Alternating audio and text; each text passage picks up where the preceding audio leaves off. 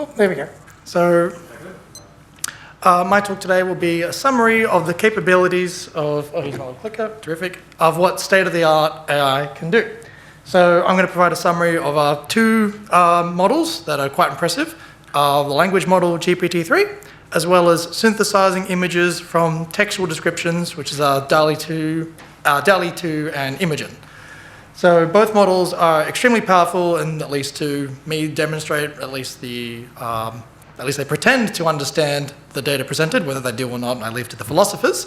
This to me leads more credence towards shorter timelines for AI. So what's GPT-3, or stands for Generative Pre-trained Transformer, is a natural language processing model. You give it a context, so a short string or a paragraph, and it tries to guess what the most likely continuation for that string or paragraph would be. So GPT's model is comprised of a very large collection of parameters, theta, used to make predictions. So we give it a context, in this case like the cat sat on the blank, and we ask GPT-3, it considers using the model what would be the most likely continuation, like what words would follow the most likely from what's been presented, based on the pre-trained model and the data that's been given.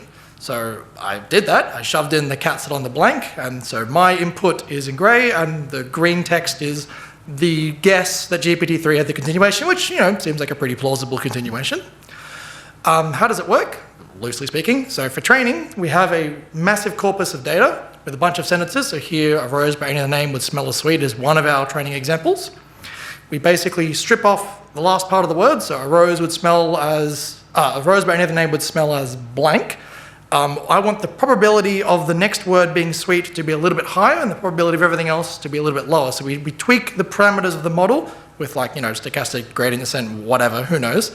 So we turn the dials a little bit such that the probability of sweet's a bit higher and everything else is a little bit lower. And we do that for a very, very large collection of sentences in the data set.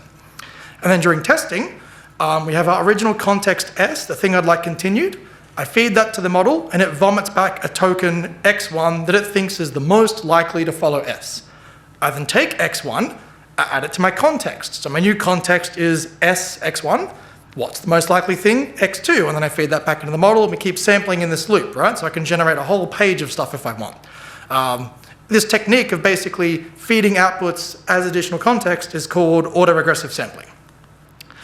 So the technology behind GPT-3 is not particularly new. This is sort of like a well-known technique, but the sheer scale of it is what's surprising.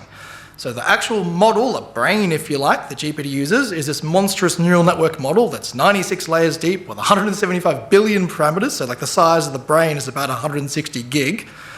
The training data that it learned from is about a corpus of 300 billion words of text. If you sat there and read it 24 hours a day, 365 days a year, it'd take you about 2,000 years to get through. Comprised of a concept of scrapes from web archives, literally millions of novels and textbooks, as well as like a quarter or a third or so of the entire English Wikipedia. The context, that is a sort of working memory of how much stuff it can juggle in its head that it's seen in the past to continue. It's about 12,000 words. So imagine if you had like a working memory of about a dozen pages of text as your short-term memory. That's what it uses to continue from. It cost a few $1 million of electricity to train, not to mention the cost of the hardware to train it upon. And the hardware that it was trained upon was, at this point in time, one of the top 5 supercomputers in the world. So monstrous hardware we're talking about here. May have been expensive to design and train and build the hardware for it, but now that it exists, we only got to train it once. Sampling is really cheap. In fact, if you go to that link, OpenAI will give you $15 of like imaginary OpenAI dollars that you can spend on sampling stuff from the model yourself. And we'll see in the talk some of the examples that I came up with. So it's got excellent pattern recognition abilities. Nowhere here did I ask explicitly for language translation. My input was just the string, I have a blue ball and an arrow, das ist meine blaue Ball, and then have you seen my cat? And it correctly guessed, 1, I wanted it to translate English to German, and 2, it gave me the correct translation of Hast du meine Katze gesehen, which I think is quite remarkable. And the same again in Mandarin, so I'm going to see a friend, and, oh geez, come on David, 你想会见一个朋友? And the correct translation of what time are you going to bed tonight? 几点你几点睡觉? I apologize if I'm butchering that, but I'm trying my best. And so, again, nowhere there was it prompted to do the language translation. It just inferred that's what I wanted and gave me the correct translation. It has general knowledge on many topics, as well as knowledge of its own capabilities. If prompted correctly, it can answer questions as well as identify gaps in its own knowledge or when the question itself is nonsensical. So I'm not going to read all these out, but you can see I've asked it 2 sensible, well-defined questions, and it's given me the correct answer. I've asked it 2 nonsense questions, and it's replied, I don't know what that means. And I've asked it a sensible question to which the answer was unknowable, something about the future, and it's correctly identified that it can't answer that based on what it's got. It can be asked to write large pieces of text of almost any topic. So here I'm basically having a conversation with the model about itself. So like, why are you so good at continuing text, and why is it so expensive to run, and how can it be improved? And this is basically giving a summary of how it works, similar to what I explained before, and that more data and more computational power would make it perform better.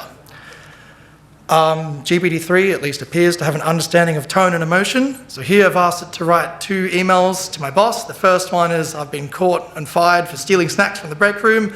I want you to write me a real sob story email so I can get my job back. And the second one, I want you to tell the boss where to stick it. So write him a real angry email, tell this guy what I mean, and you can see if you read through it, basically tells the guy to go to hell. So I had a third version of this where it's like, use as much profanity as possible, and it did, and I decided not to put that one in the talk because it really said some nasty stuff. But the bot has a pretty good understanding, or at least appears to have a pretty good understanding of tone and emotion. So you can add that to your prompt. What style would you like this written in? And, it does pretty well. So, I wouldn't use this, but good stuff. So that was GPT-3. Let's have a look at our DALL-E and Imogen. So they're basically models for constructing an image based on a description of text. The training data for this is a collection of literally hundreds of millions of images, hand-labeled with a caption of what that image represents. Each model has 2 parts, a text encoder that turns captions into vectors, just a vector is just like a row of numbers, and an image encoder that turns an image into a row of numbers. So the goal is that an image and a caption should map to a similar set of numbers if that caption matches that image in the training set. And if it's a pair that doesn't match, send it to different vectors. And we can measure the distance between vectors, like Euclidean distance or whatever. So that's our measure of similarity. So here's a rough picture of what's going on. Again, there's normally hundreds of millions of images, but here we've got 3 images. We've got 3 captions. The green squares here represent the matched pairs. So a red delicious apple and a picture of a red delicious apple.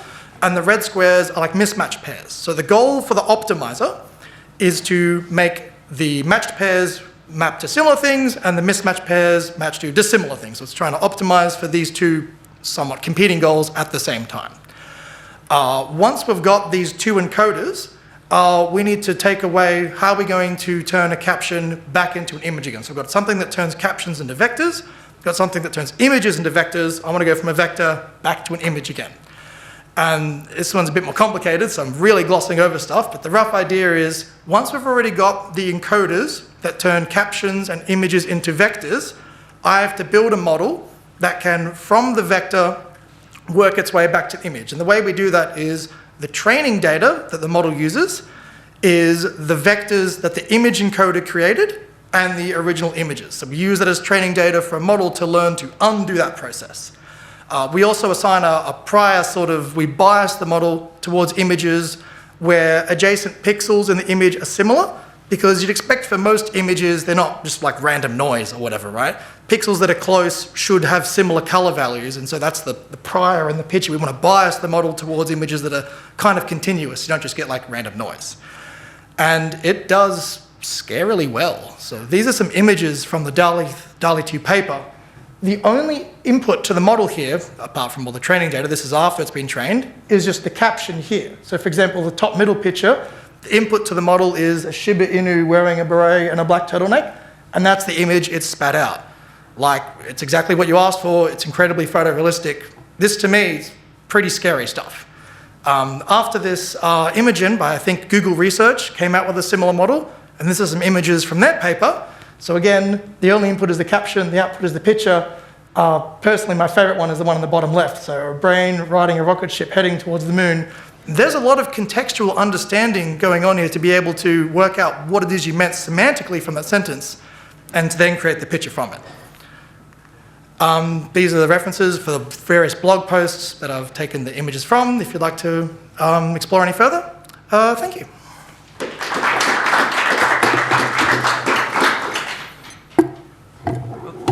We have time for questions? Yes. Thanks very much, David. We have time for a couple of questions before the next speaker, if anyone would like to ask any. Yep, up back here. Do we know why these models become more effective as the size increases, the model size? I wish I could tell you. So the scaling laws sort of indicate the guess is more data and more hardware seems to do better. Why? I wish I could tell you. Yeah, I'm not sure really, but I assume more parameters means it can learn more features about the image. So it can sort of saliently learn like an apple has the properties of like being round and being red. And the more parameters you've got, the more it can learn. Of course, the more parameters that you have the danger of overfitting where it just like memorizes caption image pairs. And then when it's seen, you give it a caption it's never seen before, it freaks out and doesn't know what to do. So to counterbalance that, you just throw more data at it. But yeah, there seems to be no end in sight to scaling laws of just throw more hardware at it and it seems to do better, which I think is scary from like a hard takeoff perspective. Yeah, I was going to ask, was anything special done to these models apart from just making them enormous, like the way that Best I can tell, no. Yeah, like the main thing that was done to this is just pouring millions of dollars into the hardware and into collecting the training data. So like, yeah.